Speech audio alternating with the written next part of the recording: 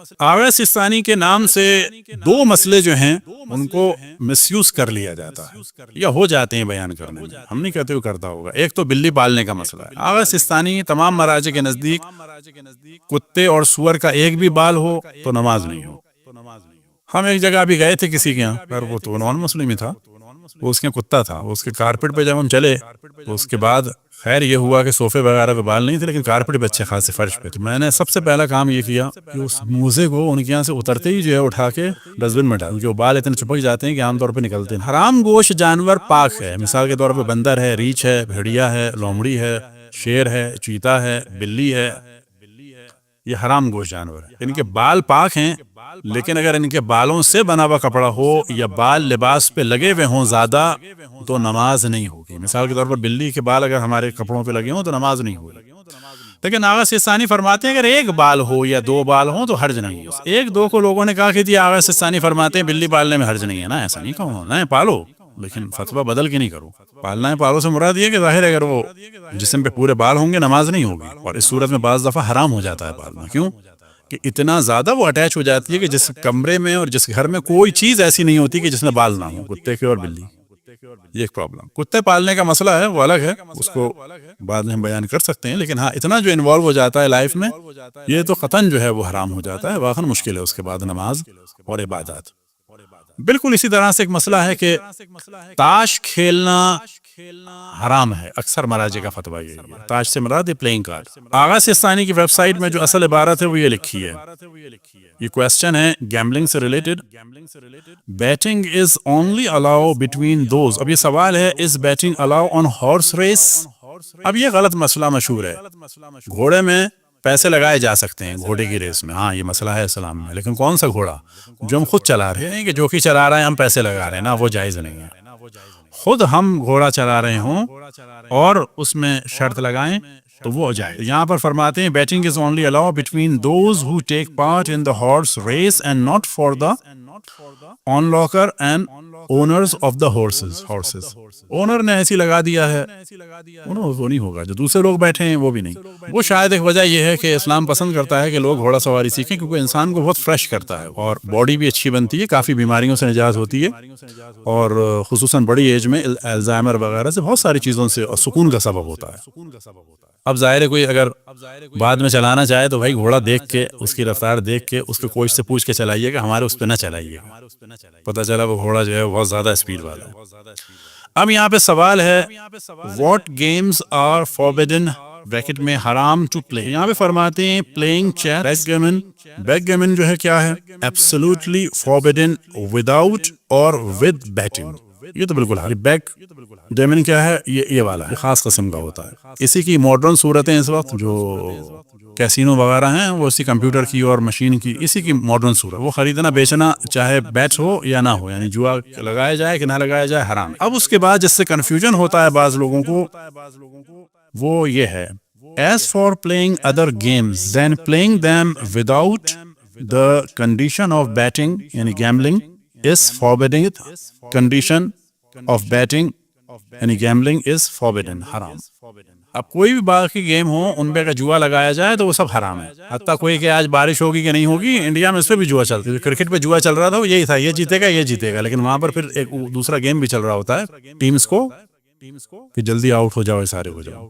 لیکن ٹیم تو ہو سکتی ہے آؤٹ جلدی یا بعد میں، لیکن بارش پہ بھی لوگ لگا دیتے ہیں تو وہ بھی حرام ہے کہ آج بارش ہوگی کہ نہیں ہو.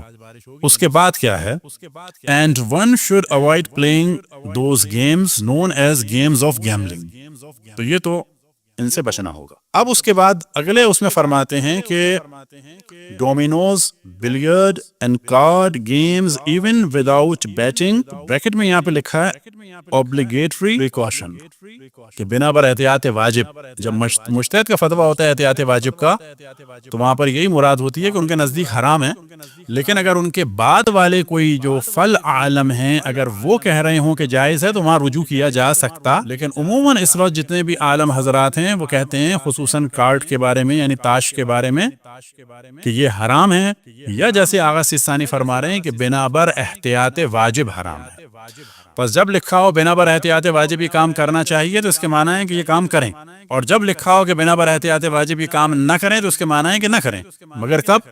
کہ جب آغا سستانی کے بعد کے جیسے جو حضرات ہیں جیسے آغا وحید خراسانی یا جو ان کے ساتھ کے آغا شیخ صاحب فیاض ہیں، اگر وہ یہ کہیں کہ ہاں کوئی حرج نہیں ہے تو پھر کہا جائے گا اس احتیاط واجب میں ہم نے رجوع کر لیا ہے ان کے فتوے کی جانب، لیکن ہر مجتہد کے فتوے کی جانب رجوع نہیں کر سکتے، صرف اس کی جانب کر سکتے ہیں کہ جو ان کے لیول کا ہو، ان کے بعد کا۔ تو نتیجہ یہ نکلے گا کہ اس سے بھی بچنا چاہیے، کیونکہ ان کے بعد اس سے ایک انسان کو انسیت ہو جاتی ہے، تعلقات بن جاتے ہیں، اور جوئے میں جانا تدریجاً آسان ہو جاتا ہے۔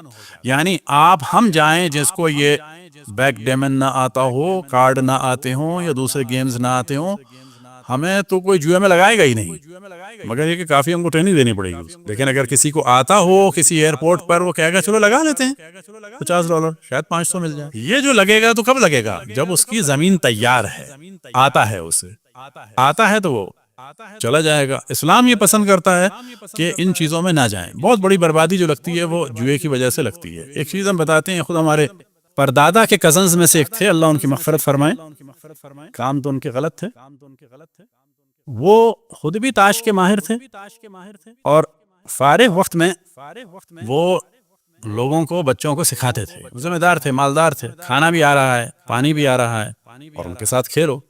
اب اتنا بڑا ایک ذمہ دار ہو، اس کے ساتھ کھیلنے میں تو ہر آدمی ہوتا ہے، تو وہ کافی لوگوں کو انہوں نے اس میں ٹرینڈ کیا۔ اور آپ یقین جانیں جتنے لڑکوں کو انہوں نے یہ مذاق میں سکھایا تھا بغیر کسی اس کے جوئے کے، وہ سب کے سب جواری بنے، سب کی زندگیاں ڈسٹرب ہوئی، سب کے سب جواری بنے، اور وہ ان کی لت نہیں چھوٹتی تھی، اور سب کی فیملیاں ڈسٹرب ہوئی۔ کچھ بڑے شدید واقعات ہیں کہ ان کی فیملیاں کیسے ڈسٹرب ہوئی، جوئے کی لت نہیں گئی۔ جواری جو ہے وہ پھر چھوٹے موٹے پیسے نہیں کما پاتا، ایک تو وہ ریونج لینا چاہتا ہے کہ میں جو ہارا ہوں یہ مجھے لینا ہے، اس میں مزید ہارتا ہے، پھنستا چلا جاتا ہے، اور اگر جیتا ہوتا ہے تو اس کو چھوٹے موٹے پیسے نہیں پسند آتے۔